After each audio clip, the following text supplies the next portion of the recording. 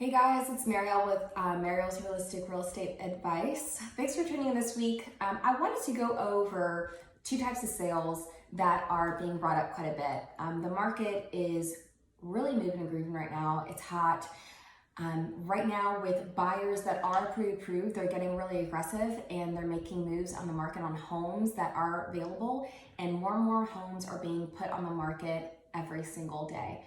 But because of the low inventory that there is in the DFW area, buyers are starting to get really eager and aggressive, and some have asked me about foreclosures and short sales. We've seen a lot of those in the past, about 10 to 12 years ago, when there was that market bubble, the real estate bubble, the crash.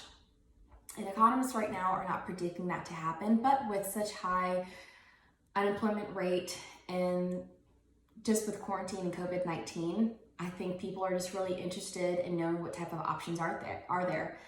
So I wanted to briefly go over what a short sale is and a foreclosure, why and how they are different, the two scenarios that even bring up these types of sales, and the impact that it has on the homeowner itself.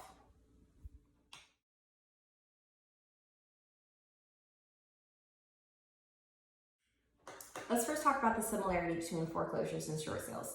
So the only thing that these two have in common is that they allow the homeowner to financially move on from the home, that they are relinquished from the responsibilities of the payments, and they are able to just, after a process, be able to walk away. Now, the impact that those two have are very different, and let's just discuss those.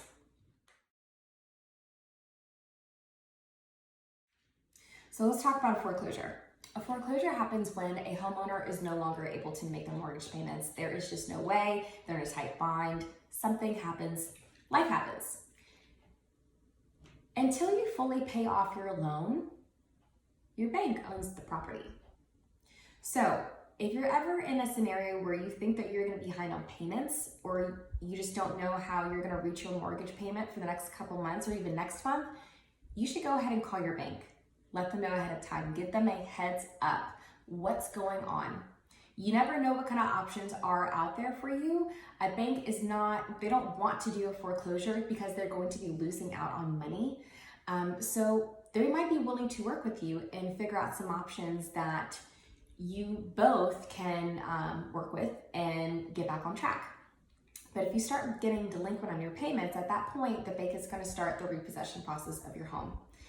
In this type of sale, more than likely it's going to be in an auction-like environment. You might have to go to court steps, or there might be a certain sequence of events that happen. And more than likely, a lot of these homes are purchased with cash. You're not going to be able to see the home before the purchase.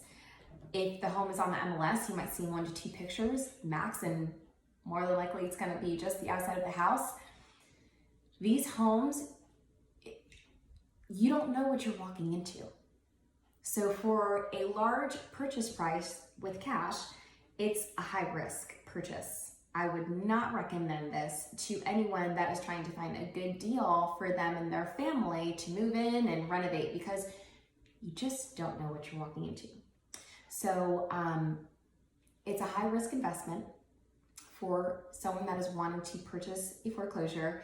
And on the home owner side, this impacts them the most severe in terms of moving forward financially and having that on their credit record.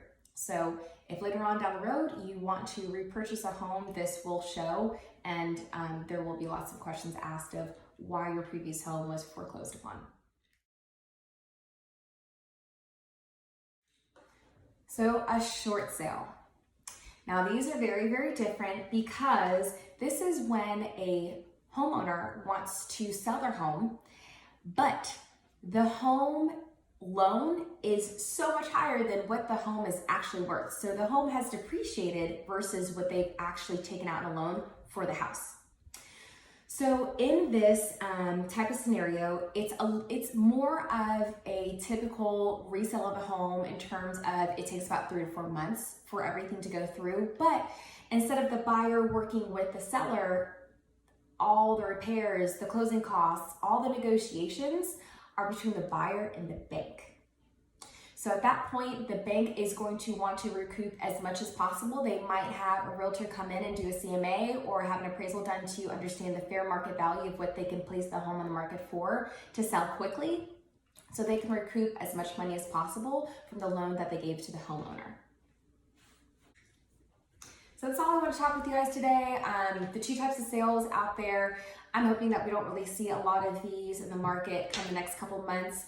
But I hope this content helps so you understand the difference between short sales and foreclosures and how they kind of come about. And if you have any questions or just you're curious about another topic, reach out to me.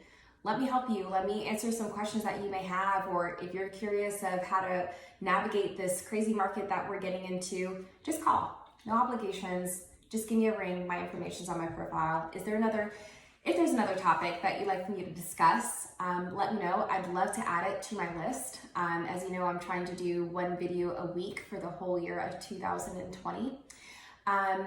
Just let me know, guys. I hope that you have a wonderful week, a fantastic weekend, and I look forward to speaking with you guys next week.